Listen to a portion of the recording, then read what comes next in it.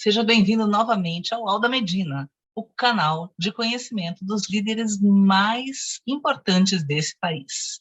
Então, vamos embora, que hoje tem um assunto interessante.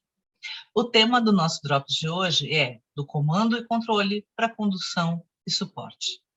Mas, afinal, será que o líder precisa comandar e controlar, ou será que a gente pode deixar tudo nas mãos dos nossos liderados?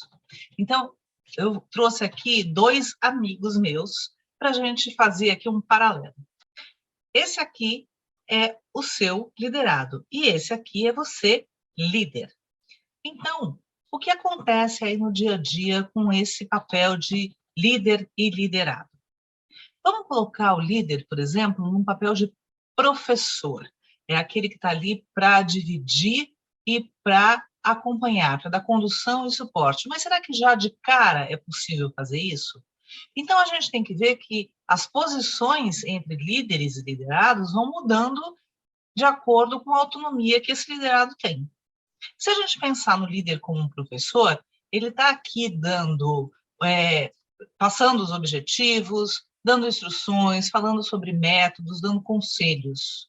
E o liderado, ele está sempre numa posição mais baixa, mas ele não é aquele que não sabe, ele é aquele que precisa ser treinado, ele precisa fazer perguntas poderosas, perguntas abertas, precisa ouvir, precisa de elogio, precisa se aprofundar até que uma hora eles andem lado a lado.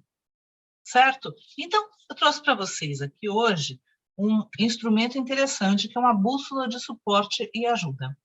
O que acontece? Quando a gente delega uma tarefa para uma pessoa, e a gente já falou sobre delegação aqui nos drops passados, a gente tem algumas situações dessa pessoa.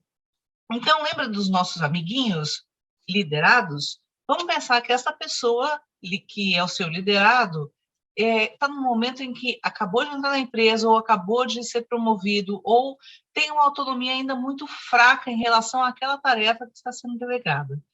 O líder está ali justamente para dar a solução, ou seja, ele tem o comando e o controle nas mãos.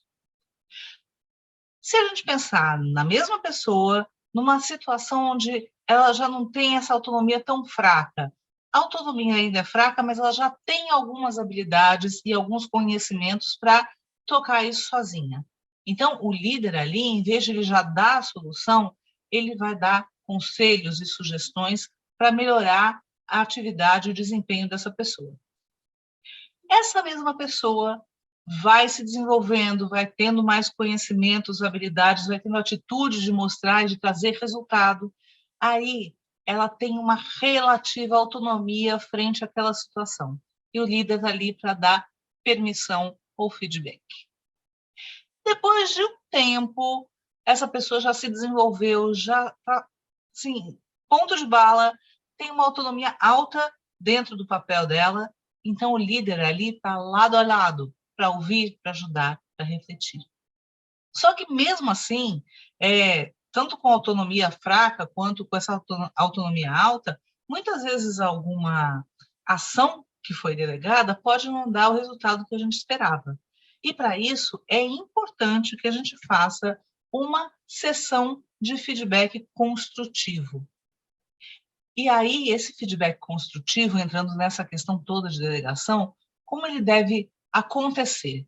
Eu trouxe aqui alguns passos para vocês. Primeiro, a gente precisa acolher esse colaborador sem excesso de rigidez formal, mas também sem muita descontração. Afinal de contas, essa é uma sessão de feedback e ela tem que ser registrada. A gente precisa resumir os acontecimentos com apoios, dados e fatos de uma forma assertiva de tudo que aconteceu e se teve algum efeito negativo porque não deu tanto resultado. Você precisa, como líder, mostrar a sua insatisfação, as suas opiniões, os seus sentimentos, porque não é que está tudo bem, não está tudo bem, senão essa sessão não estaria acontecendo, não é mesmo?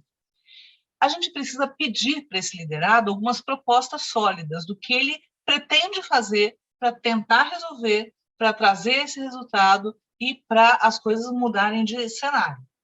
E aí definir uma forma como vai ser feito e como você, líder, pode ajudar esse colaborador. Precisa realmente sentar, desenhar um plano de ação para que isso aconteça. Quando você está no meio dessa reunião e fazendo esse plano de ação, é importante a gente indicar quais são os efeitos positivos que essa mudança no plano de ação vai trazer, porque aí sim você vai motivar, você vai incentivar esse seu colaborador. É necessário a gente parar com esse plano escrito e reformular um acordo entre você, líder, e o seu liderado, e definir quais vão ser os próximos passos de follow-up para a gente ver se essa ação que não era tão bacana virou uma ação boa e que está trazendo resultados positivos. Por hoje é só, pessoal, mas a gente vai voltar nessa questão de motivação amanhã.